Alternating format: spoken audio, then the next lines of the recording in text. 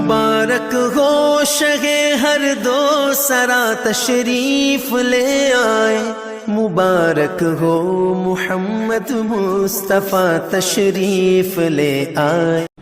اب تھوڑی بات اور بھی سن لیجئے کہ کچھ اسباب ہوتے ہیں تنگ دستی کے، عموماً ہمارے اندر وہ عادتیں ہوتی ہیں اور ہم کہتے ہیں جی کہ تنگ دستی بہت ہے۔ ہمیں چاہیے کہ جن چیزوں سے تنگ دستی ہوتی ہے ان اعمال کو چھوڑ دیں۔ پہلا عمل، کھڑے ہو کر جوتے پہن کر ننگے سر کھانا کھانا۔ آج کل شادیوں میں، دعوتوں میں ایک عام سی بات ہے، جوتے پہنے ہوتے ہیں، ننگے سر ہوتے ہیں اور کھڑے ہو کے کھانا کھاتے ہیں۔ اس سے اللہ تعالیٰ رزق میں تنگی فرما دیتے ہیں۔ دوسری بات، بیت الخلاء میں باتیں کرنا۔ تیسری بات، مہمان کو بوجھ سمجھنا۔ چوتھی بات، ہاتھ دھوئے بغیر کھانا کھانا اور بسم اللہ پڑھے بغیر کھانا کھانا، اس سے رزق میں تنگی ہو جاتی ہے۔ پھر پانچویں بات، کھانا ختم ہو جائے تو کھانے کے برتن کو اچھی طرح صاف نہ کرنا، اس سے بھی رزق میں تنگی ہوتی ہے۔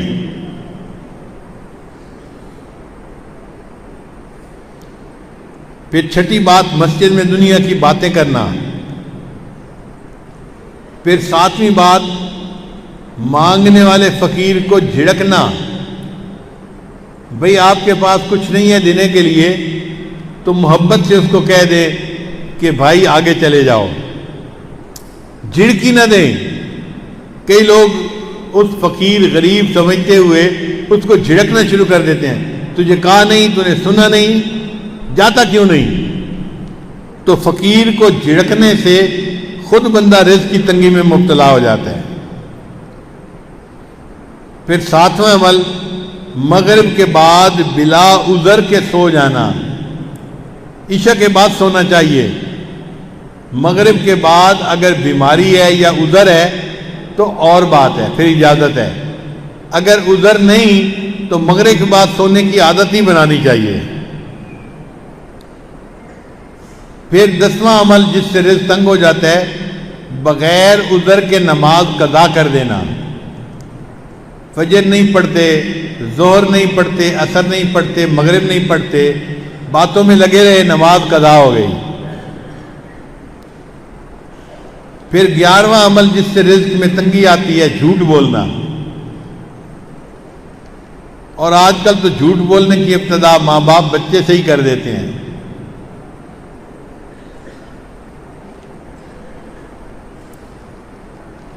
پھر 12واں عمل جس سے رزق میں تنگی ہوتی ہے، گانے بجانے میں دل لگانا۔ گانے پسند ہوتے ہیں تو آپ دیکھیں گاڑیوں میں ہر وقت ٹوں ٹوں ہوتی رہتی ہے، گانے لگے ہوئے ہوتے ہیں، میوزک لگی ہوتی ہے۔ پھر 13واں عمل جس سے رزق میں تنگی آتی ہے، اولاد کو برا بھلا کہنا۔ کچھ جاہل ماں باپ کو اولاد کو گالیاں دینے میں مزہ آتا ہے۔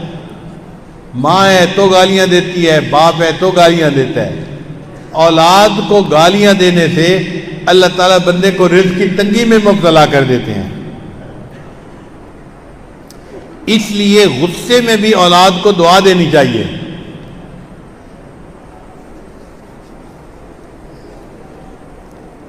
چنانچہ ایک صاحب اپنا واقعہ سنانے لگے کہ میں بہت شرارتی تھا اور گھر والوں کو میں نے تنگ کیا ہوا تھا۔ ایک دن کیا ہوا کہ گھر میں مہمان آئے ہوئے تھے تو میری والدہ نے دال بنائی مہمانوں کے لیے، اور میں نے ایک مٹھی ریت کی بھری اور آ کر ہنڈیا میں ڈال دی۔ اب جب مہمان کھانا کھانے لگے تو دال کے اندر ریت تھی، تو کھانا تو نہیں کھایا جاتا نا، تو مہمانوں کو بھی پریشانی ہوئی اور گھر والوں کو بھی پریشانی ہوئی۔ اب جب گھر والوں کو پریشانی ہوئی تو میرے والد تو غصے میں کہ جس نے یہ کیا ہے میں اس کی پٹائی کرتا ہوں۔ کہنے لگے کہ میری والدہ کو پتہ چلا تو میری والدہ نے پتہ کیا کہ یہ کام کیا کس نے ہے. تو ماں کو بچوں کا پتہ ہوتا ہے. اس نے کہا کہ فلاں نے کیا ہوگا. مجھے پکڑ کے لایا گیا اور مجھے پوچھا گیا کہ کیا تم نے یہ حرکت کی, سالن کے اندر تم نے ریت ڈالی؟ تو امی کے سامنے میں نے اقرار کر لیا, ہاں امی یہ شرارت میں نے کی تھی. کہنے لگے کہ یہ شرارت کا جب میں نے اقرار کیا تو غصے میں میری ماں نے مجھے کہا, اچھا تو نے مہمانوں کو تکلیف پہنچائی اور سالن کے اندر تو نے ریت ڈالی, اللہ تعالیٰ تجھے حرم کا امام بنا دے. تو وہ کہتے ہیں کہ اللہ نے میری ماں کی دعا کو قبول کر لیا اور آج اللہ نے مجھے دونوں حرم کا امام بنا دیا. یہ واقعہ کس کا تھا؟ قاری سدیس کا تھا جو حرم کے امام ہیں. انہوں نے اپنی زندگی کا واقعہ سنایا کہ میں نے یہ حرکت کی تھی, میری والدہ نے مجھے بد دعا دینے کی بجائے دعا دی تھی, بیٹا اللہ تجھے حرم کا امام بنا دے, اور آج میری ماں کی دعا قبول ہوئی اور اللہ نے مجھے حرم کا امام بنا دیا.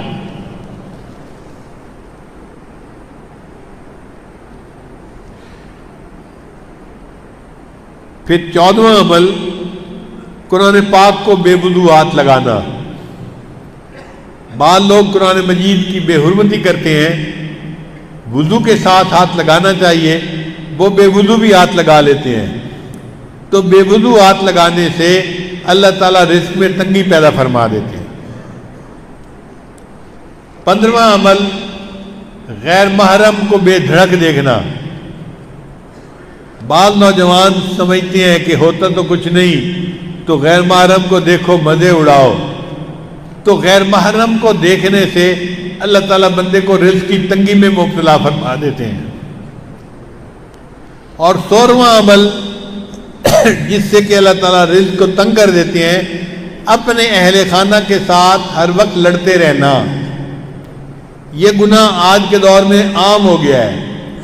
جس گھر میں دیکھو خامد بیوی پہ برس رہا ہے اور بیوی بھی چپ نہیں کرتی, آگے سے کوئی نہ کوئی جواب دیتی رہتی ہے.